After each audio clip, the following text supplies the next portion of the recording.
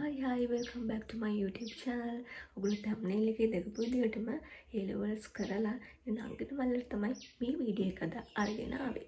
ඉතින් මේ වීඩියෝ එක අරගෙන ආවේ A levels කරලා results ඇවිල්ලා ඒත් වෙන conventional universities වලට apply කරලා ඒත් ඔයාලගේ set score එක මදි වෙලා නිසා තාමත් degree එකක් කරගන්න ඉන්න බැරුව ඉන්න ඒ වගේම ඒත් කැම්පස් යන්න ආස තව ඩිග්‍රී එකක් කරන්න ආස කෙනෙක් තමයි මෙන්න මේ වීඩියෝ එක අද මම අරගෙන ආවේ. ඉතින් මේ වීඩියෝ එකේ මම කතා කරන්න යන්නේ මේක වැඩිපුරම වැදගත් වෙයි කියලා මම හිතන්නේ බයෝ ස්ට්‍රීම් එකයි මැත්ස් ස්ට්‍රීම් එකයි කරපු අංගල මල්ලාට. මොකද මම යුනිවර්සිටි එකේ කරන ඩිග්‍රී එක තමයි අද මම කතා කරන්නේ. ලංකාවේ උත්තර විශ්වවිද්‍යාලයේ විසින් පවත්වනු ලබන නැචරල් සයන්ස් ඩිග්‍රී එක ගැන තමයි අද මම කතා කරන්න යන්නේ. ඉතින් මේ ඩිග්‍රී එක මැත්ස් ස්ට්‍රීම් එක කරපු අංගල මල්ලාටත් බයෝ ස්ට්‍රීම් එක කරපු අංගල මල්ලාටත් දෙගොල්ලටම මේ ඩිග්‍රී එකට ඇප්ලයි කරන්න පුළුවන්. මේකට මේන්ම රික්වයර්මන්ට්ස් වෙන්නේ ඔයගොල්ලන්ට S3ක් තියෙනවා නම් කෙනෙක් ඔයගොල්ලෝ S3ක් පාස් වෙලා තියෙනවා නම් S3ක් හෝ ඊට වැඩි රිසල්ට්ස් එකක් අරගෙන තියෙනවා නම් ඔයගොල්ලන්ට මේ ඩිග්‍රී එකට ඇප්ලයි කරන්න පුළුවන්. මේ නැචරල් සයන්ස් ඩිග්‍රී එක හරහා ඔයගොල්ලන්ට බයොලොජිකල් සයන්ස් ඩිග්‍රී එකයි ෆිසිකල් සයන්ස් ඩිග්‍රී එකයි කරන්න පුළුවන්. ෆිසිකල් සයන්ස් ඩිග්‍රී එක කරන්න පුළුවන් මැත්ස් ස්ට්‍රීම් එක කරපුවාට බයෝ ස්ට්‍රීම් එක කරපුවාට බයොලොජිකල් සයන්ස් ෆැකල්ටි එකට යන්න පුළුවන්. ඉතින් බයොලොජිකල් සයන්ස් කරන කෙනෙක් ඉන්නම නම් ඒගොල්ලන්ට පුළුවන් මේකදී සබ්ජෙක්ට්ස් 5ක් තෝරගන්න. ඒ තමයි zoology, botany, chemistry, computer science and physics. ඉතින් ඔයාලා physics කරලා තියෙනවා නම් A levels වලට physics කරලා තියෙනවා නම් විතරයි ඔයගොල්ලන්ට මේකදී physics තෝරගන්න පුළුවන්. හැබැයි ඔයගොල්ලෝ IT කරලා තියෙන්න ඕනේ නැහැ. IT තෝරගන්න පුළුවන්. ඉතින් maths කරපු කෙනෙක්ට ඔයාලට පුළුවන් PO, applied, chemistry, physics, computer science කියන මේ සබ්ජෙක්ට් පහෙන් ඔයාලා කැමති සබ්ජෙක්ට් තුනක් තෝරගන්න.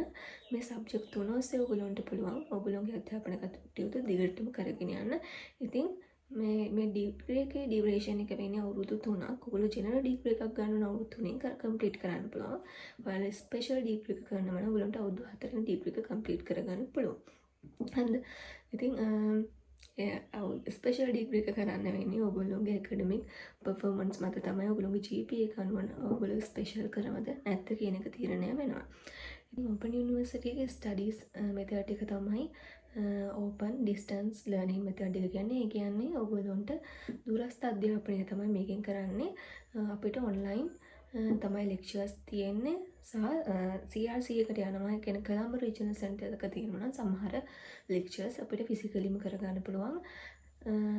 හැබැයි ගොඩක් දුරට අපිට ලෙක්චර්ස් තියෙන්නේ ඔන්ලයින්. ඒක නිසා ඔයගොල්ලන්ට පහසුවෙන් මේ ඩිග්‍රී එක කම්ප්ලීට් කරගන්න හැකියාව තියෙනවා. ලංකාව පුරාම ප්‍රාදේශීය මධ්‍යස්ථාන කිහිපයක් කරා මේ ඩිග්‍රී එක පවත්වනු ලබනවා. ඉතින් ඔයගොල්ලන්ට පහසුම තැන ඉඳන් පහසුම ප්‍රාදේශීය මධ්‍යස්ථානය තෝරගෙන ඔයගොල්ලෝගේ අධ්‍යාපන කටයුතු දිගටම කරගෙන යීමේ හැකියාව තියෙනවා. ඉතින් මේ ප්‍රාදේශීය මධ්‍යස්ථාන හරහා ඔයගොල්ලෝගේ එක්සෑම්ස් ප්‍රැක්ටිකල්ස් ඒ වගේ දේවල් පවත්වනු ලබනවා. ඉතින් සමහර අවස්ථාවලදී තාම කලාතුරකින් තමයි ඔයගොල්ලන්ට මේන් කැම්පස් එකට ගිහිල්ලා නාවල තියෙන කැම්පස් එකට ගිහිල්ලා අධ්‍යාපන කටයුතු හදාරන්න වෙන්නේ. නැත්නම් ඔයගොල්ලන්ට ලේසිම තැන ඉඳන් අධ්‍යාපන කටයුතු කරගෙන යෑමේ හැකියාව තියෙනවා. ඉතින් ලකීලි ඔයගොල්ලන්ට මේ දවස්වල පුළුවන් මේ ඩිග්‍රී එකට ඇප්ලයි කරන්න. ඉතින් ඔන්න ඔයාලට chance එක තියෙනවා අප්‍රේල් 10 වෙනකම් මේ ඩිග්‍රී එකට රෙජිස්ටර් වෙන්න.